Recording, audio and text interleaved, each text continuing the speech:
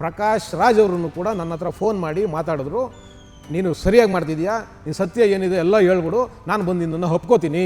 ಈಗಾಗಲೇ ನೀವು ನಿನ್ನೆ ಪತ್ರಿಕಾಗೋಷ್ಠಿ ಮಾಡೋದ್ರ ಮುಖಾಂತರ ನಾನು ಚೆನ್ನಯ್ಯ ಅವರ ಜೊತೆಯಲ್ಲಿ ಮಾತನಾಡಿದ್ದು ಸತ್ಯ ಅಂತ ನೀವು ಒಪ್ಕೊಂಡಿದ್ದೀರಲ್ವಾ. ಈ ಷಡ್ಯಂತ್ರಕ್ಕೂ ಮತ್ತು ಚಿನ್ನಯ್ಯನಿಗೂ ಈ ಕುತಂತ್ರಕ್ಕೂ ನಿಮಗೆ ಏನೂ ಸಂಬಂಧ ಇಲ್ಲ ಅಂದರೆ ಚಿನ್ನಯ್ಯ ಏನು ನಿಮ್ಮ ಭಾವನೆ ಎಂಟನ? ಏನಕ್ಕೆ ಫೋನ್ ಮಾಡಿ ಮಾತಾಡಿದ್ರಿ? ಚಿನ್ನಯ್ಯನ ಏನಕ್ಕೆ ತಪ್ಕೋತೀರಿ? ಏನು ನೀನು ತಪ್ಕೊಂಡ್ಬಿಟ್ರೆ ಪವಿತ್ರ ಆಗ್ಬಿಡ್ತಾನೆ ಚಿನ್ನಯ್ಯ? ನಾನು ನಿಮಗೆ ಒಂದು ನೇರವಾದ ಪ್ರಶ್ನೆ ಕೇಳ್ತೀನಿ. ನೀವೇನು ಮಾರಿಕೊಂಡ ಮಾಧ್ಯಮಗಳು ಅಂತ ನೀವೊಂದು ಪದಾನ ಬಳಸಿದ್ದೀರಿ. ನನಗೆ ಹೇಳಿ, ಯಾರು ಮಾರ್ಕೊಂಡವ್ರು ಹೇಳಿ? ಖಂಡಿತವಾಗ್ಲೂ ಮಾರ್ಕೊಂಡವರು ನೀವು ಕಣ್ರಿ. ಈಗಾಗಲೇ ವರದಿಗಳು ಬರ್ತಿದೆ. 200 ಕೋಟಿ ರೂಪಾಯಿ ಕೊಟ್ಟವ್ರು ಯಾರು? 200 ಕೋಟಿ ರೂಪಾಯಿ ಎತ್ತು ಕೊಟ್ಟಿದ್ದು ವೀರೇಂದ್ರ ಹೆಗಡೆ ಅವ್ರನ್ನ ನೀವು ಹಾಡಬಾರದು ಭಾಷೆನಲ್ಲೆಲ್ಲ ಬಳಸಿ ಆ ಕ್ಷೇತ್ರನ ಅಪವಿತ್ರ ಮಾಡಕ್ಕೆ ಕೊಟ್ರಲ್ವ. ಅವತ್ತು ಧಕ್ಕೆ ಆಯ್ತಲ್ಲ, ಕೋಟ್ಯಾಂತರ ಜನ ಭಕ್ತರಿಗೆ ಭಾವನೆಗಳಿಗೆ ಧಕ್ಕೆ ಆಯ್ತಲ್ವ. ಆ ಭಾವನೆಗಳಿಗೇನು ಬೆಲೆನೇ ಇಲ್ವಾ? ಯಾಕೆಂದರೆ ನೀವು ಹಿಂದೂ ಧರ್ಮದ ವಿರೋಧಿಗಳು, ಹಿಂದೂ ದೇಶದ ವಿರೋಧಿಗಳು. ಇವತ್ತು ನಿಮ್ಮ ಕೂಟದಲ್ಲಿ ಸೇರ್ಕೊಂಡಿರೋದು ಯಾರು ರೀ? ತಿಮ್ಮರೋಡಿ ಈಗಾಗಲೇ ಗಡೀಪಾರ ಆಗಿದ್ದಾನೆ ಆ ಮನುಷ್ಯ. ಗಿರೀಶ್ ಮಟ್ಟಣ್ಣವರೇ, ನಿಮಗೆ ಮಂಗಳಾರತಿ ಮಾಡಿದೆ ಕೋರ್ಟ್, ಚೀಮಾರಿ ಹಾಕಿದೆ ನಿಮಗೆ. ಇಷ್ಟೆಲ್ಲ ಷಡ್ಯಂತ್ರಗಳು ಮಾಡಿದ್ರು ಕೂಡ ಇವ್ರು ಇನ್ನೂ ಓಡಾಡ್ಕೊಂಡಿದ್ದಾರೆ. ಒಬ್ಬರು ಅರೆಸ್ಟ್ ಆಗಿಲ್ಲ. ಆ ಸಮೀರ ಅವನು ಮಾಡಿದ ವೀಡಿಯೋಗಳೇನು ಹಬ್ಬ ಆ ಮಟ್ಟಕ್ಕೆ ವೀಡಿಯೋ ಮಾಡಿ ಅವನು ಪ್ರಚಾರ ಮಾಡ್ದ. ಇನ್ನು ಆ ಹೆಣ್ಮಗಳು ಇಂಥದ್ದು ಸುಜಾತ ಭಟ್, ಇಲ್ಲದೇ ಇರೋ ಒಂದು ಮಗಳನ್ನ ಹುಟ್ಟಿಸ್ಕೊಂಡು ಅವಳನ್ನ ತಗೊಂಡು ಊತಾಕ್ಬಿಟ್ಟಿದ್ದಾರೆ ಅಂತ ಆ ಹೆಣ್ಮಗಳು ಮಾರಿ ಡ್ರಾಮಾ ಏನು ರೀ? ಪ್ರಕಾಶ್ ರಾಜ್ ಅವರೇ, ದೇವಸ್ಥಾನದ ಗರ್ಭಗುಡಿ ಒಗಿಬೇಕು ಅಂತ ಹೇಳಿದ್ರು ಅಯೋಗಿರೋ. ಟಿ ವಿ ವಿಕ್ರಮದ ಪ್ರೀತಿಯ ನೋಡುಗರಿಗೆ ಟ್ಯಾಕ್ಸಿವಾಲಾ ಕಾರ್ಯಕ್ರಮಕ್ಕೆ ಸ್ವಾಗತ. ನಾನು ನಿಮ್ಮ ನರಸಿಂಹಮೂರ್ತಿ. ವೀಕ್ಷಕರ, ನಿಮಗೆಲ್ಲ ಗೊತ್ತಿರೋ ಹಾಗೆ ಧರ್ಮಸ್ಥಳದಲ್ಲಿ ಒಂದು ಬುರುಡೆ ಗ್ಯಾಂಗ್ ದೊಡ್ಡ ಮಟ್ಟದಲ್ಲಿ ಒಂದು ಷಡ್ಯಂತ್ರನ ಮಾಡಿತು ಹೋದ ವರ್ಷ.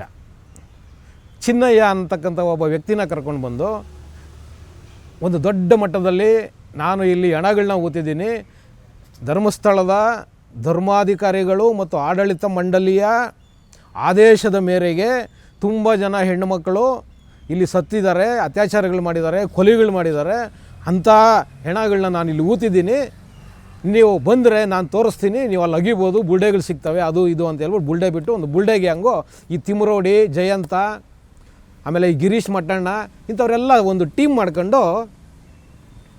ದೊಡ್ಡ ಮಟ್ಟದಲ್ಲಿ ಹಿಂದೂ ಧಾರ್ಮಿಕ ಕ್ಷೇತ್ರ, ಒಂದು ದೊಡ್ಡ ಮಟ್ಟದಲ್ಲಿ ಹಿಂದೂ ಧಾರ್ಮಿಕ ಕ್ಷೇತ್ರ ಧರ್ಮಸ್ಥಳ, ನಮಗೆಲ್ರಿಗೂ ಗೊತ್ತಿರೋ ವಿಚಾರನೇ. ಹೇಗಾದರೂ ಮಾಡಿ ಅದಕ್ಕೊಂದು ಕಪ್ಪು ಚುಕ್ಕೆಯನ್ನು ಹಚ್ಚಬೇಕು ಮತ್ತು ಆ ಕ್ಷೇತ್ರದ ಧರ್ಮಾಧಿಕಾರಿ ಯಾರಿದ್ದಾರೆ ವೀರೇಂದ್ರ ಹೆಗಡೆಯವರು ಮತ್ತು ಅವರ ಕುಟುಂಬಕ್ಕೆ ಏನಾದರೂ ಮಾಡಿ ಒಂದು ಕಳಂಕನ ಹಚ್ಚಬೇಕು ಅಂತ ಹೇಳಿಬಿಟ್ಟು ಈ ಏನಿದಾರಲ್ಲ, ಈ ನಾನು ಹೇಳಿದ್ನಲ್ಲ ಈಗ, ಈ ತಿಮ್ಮರೋಡಿ, ಈ ಜಯಂತ, ಈ ಗಿರೀಶ್ ಮಟ್ಟಣ್ಣ ಇವರೆಲ್ಲ ಸೇರಿಕೊಂಡು ಒಂದು ದೊಡ್ಡ ಮಟ್ಟದಲ್ಲಿ ಉನ್ನಾರ ಮಾಡಿದ್ರು. ಈಗ ದೊಡ್ಡ ಮಟ್ಟದಲ್ಲಿ ಚರ್ಚೆ ಆಗ್ತಿರೋ ವಿಚಾರ ಏನಪ್ಪ ಅಂದರೆ, ಇದರೊಳಗಡೆ ಈಗ ಪ್ರಕಾಶ್ ರಾಜ್ ಬಂದಿದ್ದಾರೆ. ಹೌದು, ಈಗ ಏನು ಹೇಳ್ತಿದ್ದಾರೆ, ಚಿನ್ನಯ್ಯ ಏನು ಆರೋಪಿ ಇದ್ದಾರಲ್ವ, ಈಗಾಗಲೇ ಪೊಲೀಸವ್ರ ಕಸ್ಟಡಿನಲ್ಲಿ ವಿಚಾರಣೆ ಎದುರಿಸ್ತಿರೋ ಚಿನ್ನಯ್ಯ ಏನು ಹೇಳ್ತಿದ್ದಾರೆ ಈಗ ಅಂದರೆ, ಪ್ರಕಾಶ್ ರಾಜ್ ಅವರನ್ನು ಕೂಡ ನನ್ನ ಹತ್ರ ಫೋನ್ ಮಾಡಿ ಮಾತಾಡಿದ್ರು.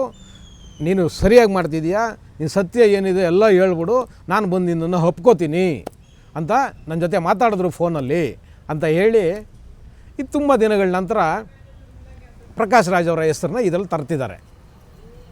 ಈಗ ಪ್ರಕಾಶ್ ರಾಜ್ ಅವರನ್ನು ಕೂಡ ನಿನ್ನೆ ಅದಕ್ಕೆ ಒಂದು ಸ್ಪಷ್ಟೀಕರಣನ ಕೊಟ್ಟಿದ್ದಾರೆ. ಅವರು ಸ್ಪಷ್ಟೀಕರಣ ಕೊಡೋದಕ್ಕೆ ಬರೋದಕ್ಕೆ ಮುಂಚೆನೇ ಒಂದು ವಿವಾದನ ಮೈಮೇಲೆ ಹಾಕೊಂಡು ಬಂದರು. ಏನು ವಿವಾದ? ಮಾರಿಕೊಂಡಿರುವ ಮಾಧ್ಯಮಗಳು ಅಂತ ಒಂದು ಹೇಳಿಕೆನ ಕೊಡೋದ್ರ ಮುಖಾಂತರ ಬಂದರು. ಪ್ರಕಾಶ್ ರಾಜ್ ಅವರೇ, ನಾನು ನಿಮಗೆ ಒಂದು ನೇರವಾದ ಪ್ರಶ್ನೆ ಕೇಳ್ತೀನಿ. ನೀವೇನು ಮಾರಿಕೊಂಡ ಮಾಧ್ಯಮಗಳು ಅಂತ ನೀವೊಂದು ಪದಾನ ಬಳಸಿದ್ದೀರಿ. ನನಗೆ ಹೇಳಿ, ಯಾರು ಮಾರ್ಕೊಂಡವ್ರು ಹೇಳಿ? ನೀವು ಹೇಳಿ, ಈಗ ಜನರಿಗೆ ನೀವು ಉತ್ತರ ಕೊಡಬೇಕು. ನೆನ್ನೆ ನೀವು ಉತ್ತರ ಕೊಟ್ಟಿಲ್ಲ. ಮಾರ್ಕೊಂಡವ್ರು ಯಾರು? ಈಗ ನಿಮ್ಮ ಹೆಸರು ದೊಡ್ಡ ಮಟ್ಟದಲ್ಲಿ ತಳ್ಕಾಕೊಂಡಿದೆ. ಈಗಾಗಲೇ ನೀವು ನಿನ್ನೆ ಪತ್ರಿಕಾಗೋಷ್ಠಿ ಮಾಡೋದ್ರ ಮುಖಾಂತರ ನಾನು ಚೆನ್ನಯ್ಯ ಅವರ ಜೊತೆಯಲ್ಲಿ ಮಾತನಾಡಿದ್ದು ಸತ್ಯ ಅಂತ ನೀವು ಒಪ್ಕೊಂಡಿದ್ದೀರಲ್ವ. ಆದರೆ ಈ ಏನು ಕೇಸಿದೆ, ಈ ಕೇಸಿಗೂ ನನಗೂ ಮತ್ತು ಇದರ ಷಡ್ಯಂತ್ರಕ್ಕೂ ನನಗೂ ಯಾವುದೇ ರೀತಿಯ ಸಂಬಂಧ ಇಲ್ಲ ಅಂತ ನೀವು ಹೇಳಿದ್ದೀರಾ. ನಿಮಗೆ ಈ ಷಡ್ಯಂತ್ರಕ್ಕೂ ಮತ್ತು ಚಿನ್ನಯ್ಯನಿಗೂ ಈ ಕುತಂತ್ರಕ್ಕೂ ನಿಮಗೆ ಏನೂ ಸಂಬಂಧ ಇಲ್ಲ ಅಂದರೆ ಚಿನ್ನಯ್ಯ ಏನು ನಿಮ್ಮ ಭಾವನೆ ಎಂಟನ? ಹೇಳ್ರಿ ಪ್ರಕಾಶ್ ರಾಜ್ ಅವರೇ, ಚಿನ್ನಯ್ಯ ನಿಮ್ಮ ಭಾವನೆ ಎಂಟನೇನ್ರಿ? ಏನಕ್ಕೆ ಫೋನ್ ಮಾಡಿ ಮಾತಾಡಿದ್ರಿ? ಚಿನ್ನಯ್ಯನ ಏನಕ್ಕೆ ತಪ್ಕೋತೀರಿ? ಏನು ನೀನು ತಪ್ಕೊಂಬಿಟ್ರೆ ಪವಿತ್ರ ಆಗ್ಬಿಡ್ತಾನೆ ಚಿನ್ನಯ್ಯ? ಹೇಳ್ರಿ. ಖಂಡಿತವಾಗ್ಲೂ ಮೇಲ್ನೋಟಕ್ಕೆ ಇದರಲ್ಲಿ ನೀವು ಕೂಡ ಶಾಮೀಲಾಗಿದ್ದೀರಾ ಅಂತ ಹೇಳ್ಬಿಟ್ಟು ಈಗ ಚಿನ್ನಯ್ಯನವರು ಕೊಟ್ಟಿರೋ ಹೇಳಿಕೆಯಿಂದ ಗೊತ್ತಾಗ್ತಿದೆ ಅಲ್ವಾ. ಇನ್ನು ನೀವು ಹೇಳ್ತಿರೋದು ಮಾರಿಕೊಂಡ ಮಾಧ್ಯಮದವರು ಅಂತ. ಖಂಡಿತವಾಗ್ಲೂ ಮಾರ್ಕಂಡವರು ನಿಮ್ಮ ಹೆಸರು ಕೇಳಿ ಬಂದಿರೋದ್ರಿಂದ ನಿಮ್ಮನ್ನು ಇದರಲ್ಲಿ ಸೇರಿಸ್ಕೊಂಡೇ ಹೇಳ್ತಿದ್ದೀನಿ ನಾನು. ನೀವು ಇದರಲ್ಲಿ ಇರೋದೇ ಆದರೆ ಖಂಡಿತವಾಗ್ಲೂ ಮಾರ್ಕಂಡವರು ನೀವು ಕಣ್ರಿ. ಪ್ರಕಾಶ್ ರಾಜ್ ಅವರೇ, ನೀವು ಮಾರ್ಕಂಡವರು ಅಲ್ವಾ?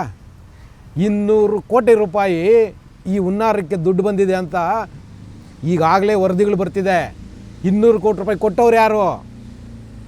200 ಕೋಟಿ ರೂಪಾಯಿ ಎತ್ತು ಕೊಟ್ಟಿದ್ದು ಒಂದು ಹಿಂದೂ ಧಾರ್ಮಿಕ ಕ್ಷೇತ್ರನ ಕಲುಷಿತ ಮಾಡೋದಕ್ಕೆ, ಅಪಮಾನ ಮಾಡೋದಕ್ಕೆ, ಅಪವಾದಕ್ಕೆ ಸಿಲುಕಿಸೋದಕ್ಕೆ ಈ ಮಟ್ಟದಲ್ಲಿ ಹುನ್ನಾರವ. ಪ್ರಕಾಶ್ ರಾಜ್ ಅವರೇ, ಈ ಮಟ್ಟದಲ್ಲಿ ಹುನ್ನಾರವ. ನೀವು ದೊಡ್ಡದಾಗಿ ಹೇಳ್ತೀರಿ ನನ್ನ ಹೆಂಡತಿನೂ ಹಿಂದೂ ಧರ್ಮನ ಫಾಲೋ ಮಾಡ್ತಾಳೆ, ನನ್ನ ಹೆಂಡತಿಯ ಭಾವನೆಗಳನ್ನ ನಾನು ಗೌರವಿಸ್ತೀನಿ ಅಂತ ಹೇಳ್ರಿ. ಪ್ರಕಾಶ್ ರಾಜ್ ಅವರೇ, ನಿಮ್ಮ ಮನೆಯಲ್ಲಿ ನಿಮ್ಮ ಹೆಂಡತಿಯ ಗೌರವವನ್ನು, ಆಕೆಯ ಧಾರ್ಮಿಕ ಭಾವನೆಗಳನ್ನು ನೀನು ಗೌರವಿಸೋದೇ ಆದರೆ ಲಕ್ಷಾಂತರ ಕೋಟ್ಯಾಂತರ ಭಕ್ತರು ಆ ಸನ್ನಿಧಿಗೆ ನಡ್ಕೋತಾರೆ ಕಣ್ರಿ. ಧರ್ಮಸ್ಥಳ ಅನ್ನೋ ಒಂದು ಧರ್ಮ ಜಾಗಕ್ಕೆ ಕೋಟ್ಯಾಂತರ ಜನ ಭಕ್ತರು ನಡ್ಕೋತಾರೆ ಕಣ್ರಿ. ಅವ್ರ ಭಾವನೆಗಳಿಗೆ ಬೆಲೆ ಇಲ್ವಾ? ಹೇಳ್ರಿ. ನೀವು ಇಷ್ಟೆಲ್ಲ ಹುನ್ನಾರ ಮಾಡಿಸಿ ಕಂಡಲ್ಲಿ ಹಗಿಸಿದ್ರಲ್ಲ, ಹೆಣಗಳು ಸಿಗ್ತವೆ ಅಂತ ಹೇಳ್ಬಿಟ್ಟು, ಮತ್ತು ನೀವು ಮಾಡಿದ ಅಪವಾದಗಳು ಎಂಥದ್ರಿ?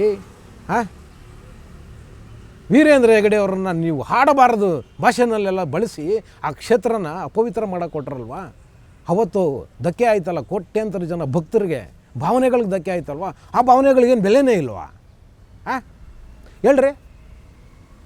ಇವತ್ತು ಪೊಲೀಸರ ತನಿಖೆಯಿಂದ ಸ್ಪಷ್ಟವಾಗ್ತಿದೆ ಕಣ್ರಿ, ಇದು ಮಾಡಿದ್ದು ಬರೀ ಹುನ್ನಾರ, ಇದರಲ್ಲಿ ಏನೂ ಸತ್ಯ ಇಲ್ಲ ಅಂತ. ಅಷ್ಟೇ ಯಾಕ್ರಿ, SIT ಮಾಡೋಕ್ಕೆ ಮುಂಚೆನೇ ಈಗಿನ ಮುಖ್ಯಮಂತ್ರಿ DK ಶಿವಕುಮಾರ್ ಅವರು ಹೇಳಿದ್ರು ಬಹಿರಂಗವಾಗಿ ಮೀಡಿಯಾ ಮುಂದೆ, ಇದು ಷಡ್ಯಂತ್ರ ನಡೀತಿದೆ, ಷಡ್ಯಂತ್ರದ ಫಲ ಇದು ಅಂತ ಹೇಳ್ಬಿಟ್ಟು ಹೇಳಿದ್ರಲ್ವಾ? ನೀವು ಉತ್ತರ ಕೊಡ್ಬೇಕಲ್ವ? ಇವತ್ತು ತನಿಖೆಯಿಂದ ಕೋರ್ಟ್ಗಳು ಇವತ್ತು ಹೇಳೋ ಮಟ್ಟಕ್ಕೆ ಬಂದಿದೆ, ಇಲ್ಲಿ ಏನೂ ಇಲ್ಲ, ಕೇವಲ ಆ ಕ್ಷೇತ್ರನ ದಾರಿ ತಪ್ಪಿಸಬೇಕು, ಆ ಕ್ಷೇತ್ರದ ಮೇಲೆ ಇರೋ ನಂಬಿಕೆನ ಅಪನಂಬಿಕೆ ಹುಟ್ಟಿಸಬೇಕು ಜನರಲ್ಲಿ ಅನ್ನೋ ಒಂದು ಏಕಮೇಯ ಉದ್ದೇಶನ ಇಟ್ಕೊಂಡು ಆ ಕ್ಷೇತ್ರದ ಮೇಲೆ ಇಷ್ಟೆಲ್ಲ ಆಪಾದನೆಗಳು ಮಾಡಿದ್ದು ಅಂತ ಹೇಳಿ ಇವತ್ತು ತನಿಖೆನಲ್ಲಿ ಪ್ರೂವ್ ಆಗ್ತಿದೆಯಲ್ವಾ? ಇವತ್ತು ನೀವು ಹೇಳಬೇಕಲ್ವೇನ್ರಿ? ಅದನ್ನು ಹೇಳಬೇಕಲ್ವಾ? ಚಿನ್ನಯ್ಯ ಇಲ್ಲಿ ನಾನು ಹೆಣ ಹುಟ್ಟಿದ್ದೀನಿ ತೆಗಿತೀನಿ ಅಂತ ಬಂದಾಗ ಫೋನ್ ಮಾಡಿ ಚಿನ್ನಯ್ಯನ ಜೊತೆ ನೀವು ಮಾತಾಡೋದಕ್ಕಾಗುತ್ತೆ? ಇವತ್ತು ಅದೇ ಚಿನ್ನಯ್ಯ ಏನು ಸ್ಟೇಟ್ಮೆಂಟ್ ಮಾಡ್ತಿದ್ದಾರೆ? ಅದೇ ಚಿನ್ನಯ್ಯ ನಾನು ಹೇಳಿದ್ದೆಲ್ಲ ಸುಳ್ಳು, ನನಗೆ ದುಡ್ಡು ಕೊಟ್ಬಿಟ್ಟಿದ್ದೆಲ್ಲ ಮಾಡಿಸಿದ್ರು ಅಂತ ಹೇಳ್ತಿದ್ದಾರಲ್ವಾ? ಇವತ್ತು ನೀವು ಹೇಳ್ಬೇಕಲ್ವೇನ್ರಿ ಷಡ್ಯಂತ್ರ ನಡೆದಿದೆ ಇಲ್ಲಿ ಅಂತ? ಏನು ನಿಮ್ಮ ಬಾಯಿನಲ್ಲಿ ಏನು ಇಟ್ಕೊಂಡಿದ್ದೀರಿ? ಇವತ್ತೇನು ಕಡಿಮೆ ಇಟ್ಕೊಂಡಿದ್ದೀರೇನ್ರಿ ನಿಮ್ಮ ಬಾಯಿನಲ್ಲಿ?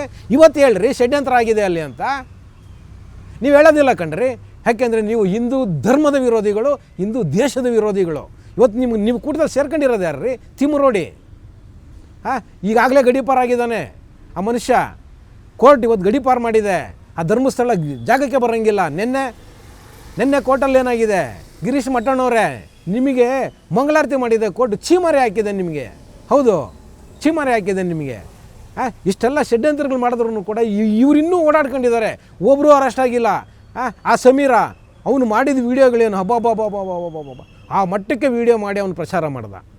ಇನ್ನು ಆ ಹೆಣ್ಮಗಳು ಎಂಥದ್ದು ಸುಜಾತ ಭಟ್, ಇಲ್ಲದೇ ಇರೋ ಒಂದು ಮಗಳನ್ನ ಹುಟ್ಟಿಸ್ಕೊಂಡು ಇಲ್ಲದೇ ಇರೋ ಮಗಳು MBBS ಮಾಡಿಸಿ ಆ ಮಗಳು ಧರ್ಮಸ್ಥಳದಲ್ಲಿ ಸತ್ತೋಗಿದ್ದಾಳೆ, ಅವಳನ್ನು ಅತ್ಯಾಚಾರ ಮಾಡಿ ಕೊಲೆ ಮಾಡಿಬಿಟ್ಟಿದ್ದಾರೆ, ಅವಳನ್ನು ತೊಗೊಂಡು ಊತಾಕ್ಬಿಟ್ಟಿದ್ದಾರೆ ಅಂತ ಆ ಹೆಣ್ಮಗಳು ಮಾಡಿ ಡ್ರಾಮಾ ಏನು ರೀ?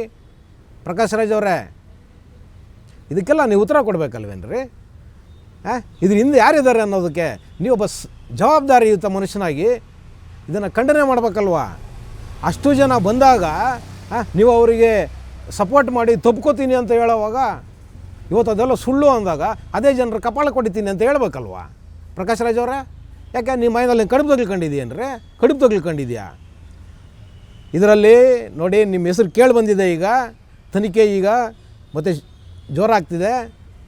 ಇದರಲ್ಲಿ ನಿಜವಾಗ್ಲೂ ಕೂಡ ಏನಾದರೂ ಪ್ರಕಾಶ್ ರಾಜ್ ಅವರು ಪಾತ್ರ ಇದೆ ಅನ್ನೋದೇ ಏನಾದರೂ ಸ್ಪಷ್ಟವಾದರೆ, ನಾನು ಏನು ನಮ್ಮ ಹಿಂದೂ ಸಮಾಜ ಇದೆಯಲ್ಲ, ನಾನು ಹಿಂದೂ ಸಮಾಜದಲ್ಲಿ ನನ್ನ ಕಳಕಳಿಯ ಮನವಿ, ಈ ವ್ಯಕ್ತಿ ಯಾವುದಾದ್ರು ಸಿನಿಮಾಗಳು ಬಂದರೆ ದಯವಿಟ್ಟು ನೋಡೋಕೆ ಹೋಗಬೇಡಿ. ಈ ಹಿಂದೂ ವಿರೋಧಿ, ಈ ದೇವಸ್ಥಾನಗಳ ವಿರೋಧಿ ಪ್ರಕಾಶ್ ರಾಜ್ ಇದನ್ನಲ್ಲ, ದಯವಿಟ್ಟು ಇವ್ನ ಸಿನಿಮಾಗಳು ನೋಡೋಕೆ ಹೋಗಬೇಡಿ.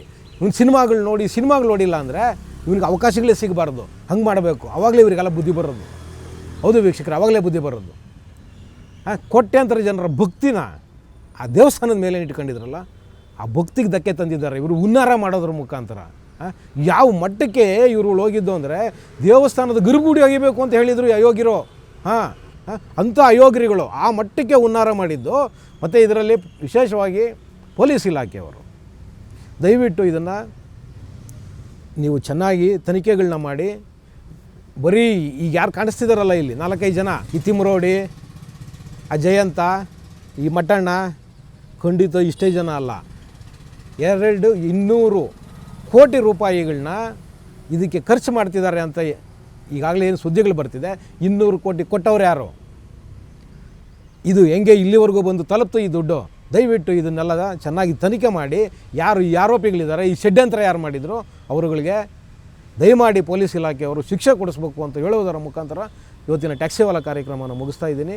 ಶೇರ್ ಮಾಡಿ, ಸಬ್ಸ್ಕ್ರೈಬ್ ಮಾಡಿ, ಲೈಕ್ ಮಾಡಿ, ಹೆಚ್ಚೆಚ್ಚು ಕಮೆಂಟ್ ಮಾಡೋದರ ಮುಖಾಂತರ ನಮ್ಮನ್ನು ಪ್ರೋತ್ಸಾಹಿಸ್ತೀರಿ.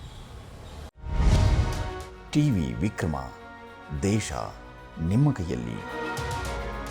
ಈ ಕಾರ್ಯಕ್ರಮ ನಿಮಗೆ ಇಷ್ಟ ಆಗಿದ್ದಲ್ಲಿ ಲೈಕ್, ಶೇರ್ ಹಾಗೂ ಕಮೆಂಟ್ ಮಾಡಿ.